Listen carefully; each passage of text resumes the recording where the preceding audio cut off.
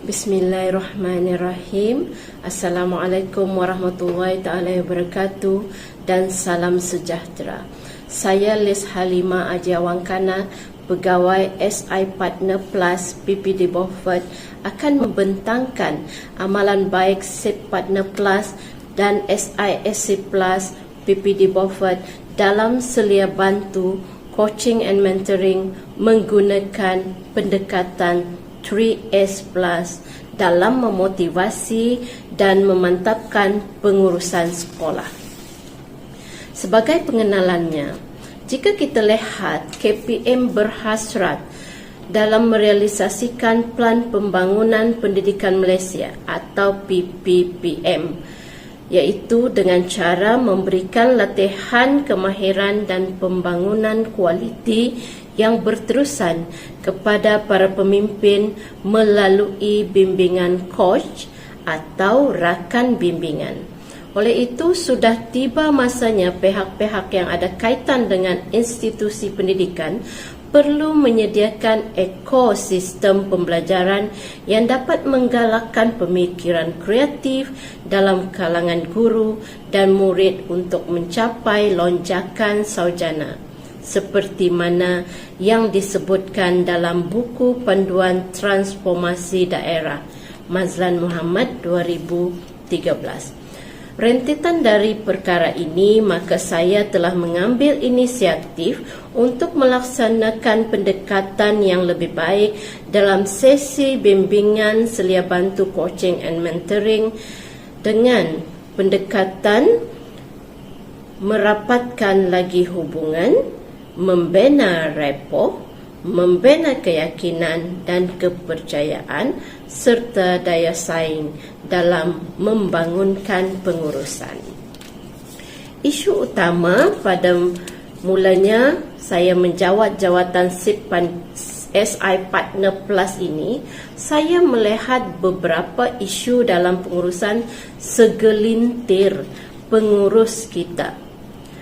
Antaranya, kurang daya saing antara pengurus sekolah ketika itu, kurang motivasi dalam memantapkan pengurusan, dan ada yang kurang proaktif dalam perkara-perkara tertentu. Data ini saya kutip dan kumpul melalui dua kaedah, iaitu pemerhatian dan pemeriksaan dokumen, iaitu semasa lawatan di lapangan dan analisis peperiksaan awam, juga ujian dalaman, serta laporan SKPM G2 ataupun SKPM disebut sebelum ini. Apa yang dikatakan coaching and mentoring itu? Coaching merupakan proses membantu seseorang mengeluarkan potensi diri bagi memajukan dan membuat anjakan yang positif kepada diri. Mentoring, apa dia mentoring itu? Mentor berasal dari mitologi Yunani yang menjelaskan hubungan antara orang yang lebih berpengalaman dalam menunjuk ajar, proses membantu individu yang lebih kurang berpengalaman atau baru dalam sesuatu bidang. Tapi di sini kami lebih menekankan tentang coaching.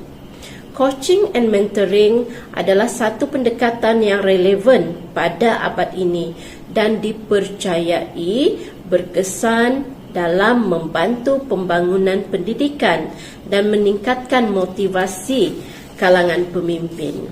Matlamat kita ada dua, satu matlamat khusus, satu pula matlamat umum.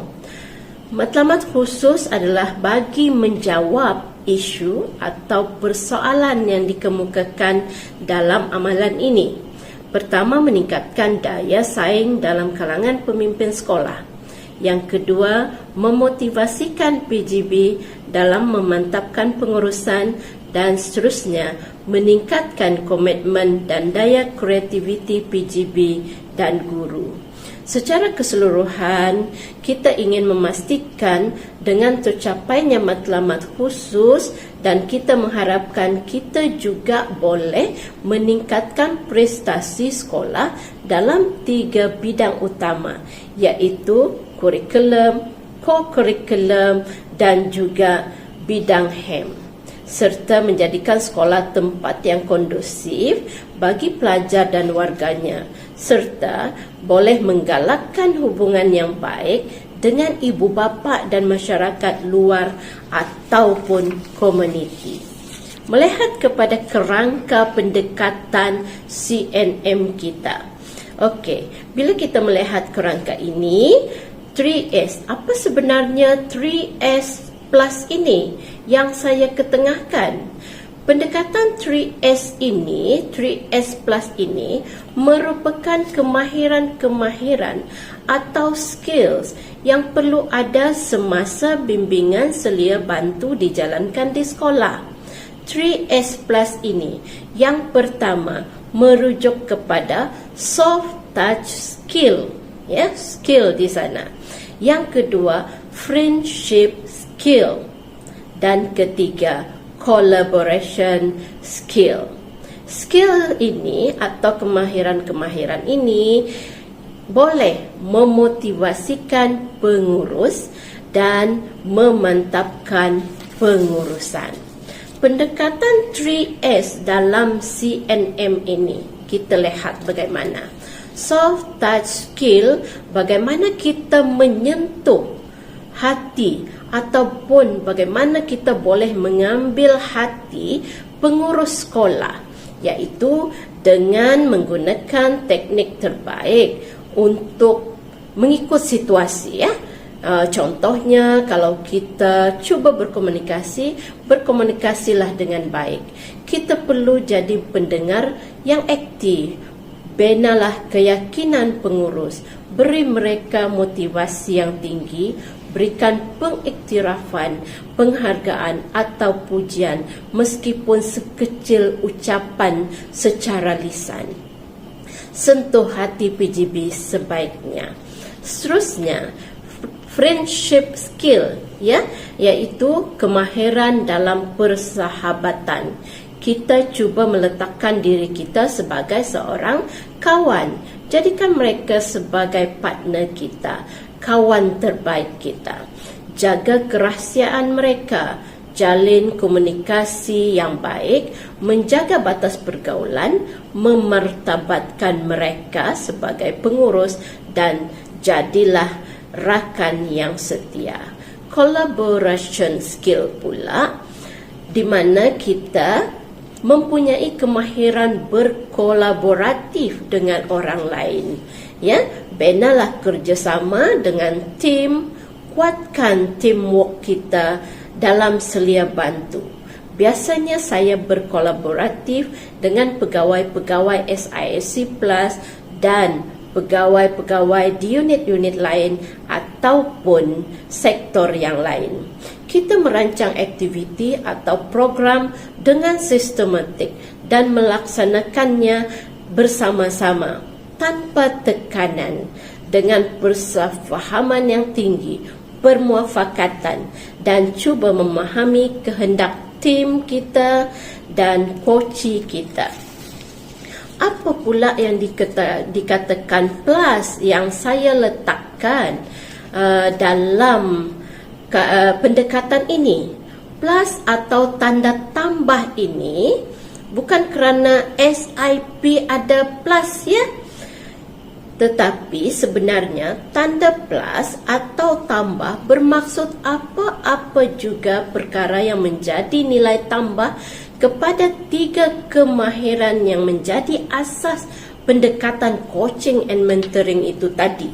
Contohnya seperti kemahiran menganalisis data, kita ada kemahiran motivasi, kita sentiasa meningkatkan pengetahuan dalam bidang pengurusan, maupun kemahiran inovasi atau apa-apa sahaja kemahiran yang berkaitan dengan pengurusan yang boleh kita sajikan kepada mereka, dan pengurus-pengurus ini pula boleh mengaplikasikannya dalam pengurusan sekolah. Intervensi dalam coaching and mentoring ini, apa yang kita lakukan dalam pendekatan 3S Plus ini, kita selia bantu secara individu dan kita juga membantu mereka secara berkolaboratif dengan rakan-rakan yang lain. Seterusnya, kita cuba mengumpul isu-isu yang sama dan kita cuba selia bantu mereka secara berkelompok dengan merancang dan melaksanakan program ataupun aktiviti. Dalam selia bantu coaching and mentoring ini, kita memang melaksanakannya berasaskan sistem GROW. Apa itu GROW? Iaitu satu kitaran lengkap pelaksanaan bimbingan CNM, sistem kita ya, dalam coaching and mentoring itu. G, goals, ya, iaitu matlamat atau sasaran yang mana kita perlulah menarik perhatian coachi dengan persoalan-persoalan ke arah pernyataan matlamat mereka, supaya mereka boleh menyatakan tentang matlamat mereka. R, iaitu reality. Kita cuba untuk menimbulkan persoalan untuk mengetahui reality. Apakah situasi sebenar yang berlaku? Apa keadaan sebenar yang berlaku dalam organisasi itu? Seterusnya, O, option. Option pula, kita cuba merangsang untuk pelbagai pilihan. Pilihan-pilihan untuk tindakan coachi. Atau kita cuba mencungkil beberapa alternatif pilihan bagi menyelesaikan isu tersebut. W ataupun way forward. Kita cuba membawa pengurus-pengurus ini untuk memikirkan apa sasaran seterusnya atau apakah tindakan yang akan diambil oleh sekolah untuk menangani sesuatu masalah. What next? Okey, apabila kitaran GROW selesai dan organisasi sekolah melaksanakan intervensi untuk menangani isu dengan sebaik mungkin, sudah tentu ada hasil yang boleh dituai. Jadi, kita merasakan ada impak yang baik. Yang jelas kita nampak PGB memberikan komitmen yang tinggi. Komitmen PGB meningkat. Kita melihat keyakinan diri mereka tinggi dan mereka rasa termotivasi. Kita juga melihat bahawa mereka begitu proaktif dan berdaya saing. Sehingga kan mereka sentiasa menghantar atau post kejayaan-kejayaan mereka atau program dan aktiviti mereka di media sosial seperti WhatsApp group, Telegram maupun Facebook. Ya, jadi kita melihat mereka ini boleh menjadi sebagai perancang dan pelaksana yang baik. Apabila matlamat khusus itu impak kepada PGB berlaku, kita mengharapkan impak seterusnya kepada yang lain, semuanya akan bertambah baik. Baik dari segi kemenjadian guru, kemenjadian murid ataupun sekolah yang berkualiti. Kita melihat PDPC guru semakin berkualiti, ya, berasaskan PAK 21, berdaya saing dan mereka juga berinovatif. Murid pula, kemenjadian murid dapat dilihat dari segi prestasi, disiplin dan sahsia mereka. Sudah tentu sekolah juga menunjukkan keceriaan persekitaran kelas ceria dan kondusif. Bagaimanakah kita mengetahui peningkatan pencapaian ini? Ya, kita cuba buat pemerhatian dan semakan data seperti mana yang saya katakan tadi. Pada mulanya saya buat catatan dalam buku catatan bimbingan harian SI Partner Plus semasa lawatan. Kemudian saya ubah suai sikit, masukkan dan bina satu instrumen dengan menggunakan skala Likert 1 hingga 5. Dan akhirnya di paparan ini adalah kad pencapaian pengurusan yang saya buat terkini. Ya, maksudnya inovasi yang terkini yang saya namakan kad pencapaian pengurusan. Saya bina dengan bantuan daripada pegawai SIAC Plus jugalah. Kami berkolaboratif, iaitu Encik Abdul Ghani Haji Kambar. Kredit untuk beliau. Seterusnya, catatan pencapaian pengurusan ini kita fokuskan kepada 5 perkara, ya, iaitu kepimpinan instruksional, plan strategik, PKS SKPM, sistem file dan pembelajaran abad ke-21. Catatan kad pencapaian ini mengikut zon, ya, sekolah-sekolah mengikut zon. Kita lihat pula graf impak secara keseluruhan. Saya ingin menarik perhatian tuan-puan untuk melihat peratus pada skala 4 dan skala 5 sahaja daripada analisis yang dibuat.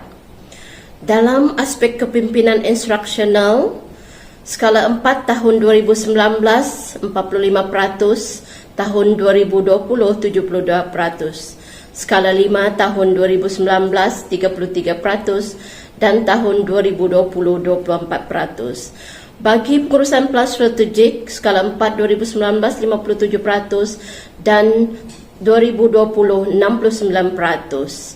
Skala 5 pada 2019 18% dan 2020 33%. Nampak meningkat, ya. Bagi pengurusan PKS SKPM, skala 4 2019 80% dan tahun 2020 60%. Skala 5 2019 12% dan meningkat 2020 kepada 36%. Pengurusan sistem file, skala 4 2019 36%, tahun 2020 72%, skala 5 2019 6% dan kekal 2020 6%. Bagi pembelajaran abad ke-21, skala 4 2019 57%, tahun 2020 60%, skala 5 2019 27% dan meningkat pada tahun 2020 39%. Tiada pengurusan yang mendapat skala 1, ya. Pencapaian skala 4 sudah menunjukkan pencapaian pengurusan yang cukup baik sebenarnya. Kerana dalam description rubrik yang saya buat, skala 5 merupakan pencapaian tertinggi pengurusan sekolah yang amat sempurna. Baiklah, kita lihat nilai tambah dan cabaran SIP Plus dan SISC Plus. Coaching and mentoring mengajar kita erti bersabar, memahami sikap manusia yang pelbagai, menghargai erti persahabatan, mengekalkannya dengan cara terbaik. Banyak pengalaman dan amalan yang dilakukan oleh sekolah. Amalan terbaik ini kita kongsikan dengan pengurus-pengurus lain di sekolah yang lain. Kepuasan dapat menanamkan sikap integriti dan keikhlasan. Juga kita melihat pelbagai ragam manusia dalam pengurusan. Ada yang tidak puas hati dengan pencapaian mereka, ada yang terus maju dan terus bersemangat. Membawa kita muhasabah diri sebenarnya, meramal dan merancang apa yang terbaik untuk diri dan organisasi.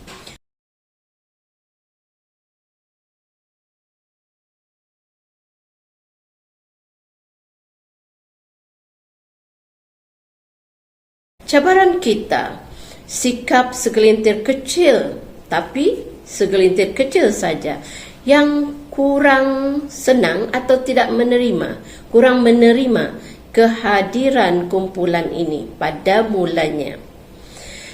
Grade pengetua yang tinggi daripada pegawai kita, dan tetapi ada GB, guru besar yang rasa rendah diri kerana grade mereka rendah daripada guru-guru yang lain. Pengalaman sebagai PJB memang kita tidak ada, dan kekangan masa, selalu masa kita bertembung dengan aktiviti-aktiviti KPM, JPN dan PPD dengan coaching and mentoring yang telah ditakwimkan pada awal tahun. Tuan-tuan dan puan-puan, sebagai rumusannya dengan menggunakan pendekatan teknik 3S Plus ini, coaching and mentoring telah memberikan kesan dan impak yang positif kepada PJB, pengurus-pengurus sekolah dan guru-guru, juga pelajar sekolah masyarakat amnya.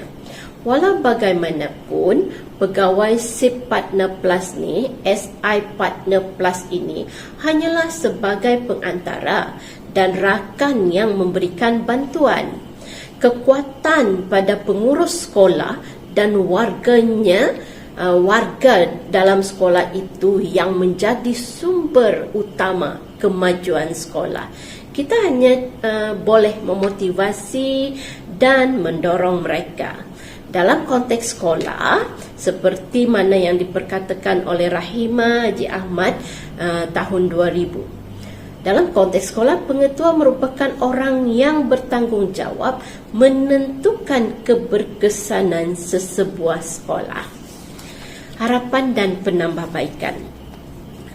Saya mengharapkan coaching and mentoring melalui pendekatan 3S Plus ini akan melestari pengurusan berkualiti.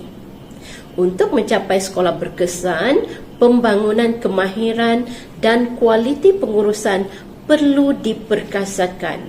Kepemimpinan dalam sesebuah sekolah yang berkesan perlu dilihat melalui perspektif yang lebih luas.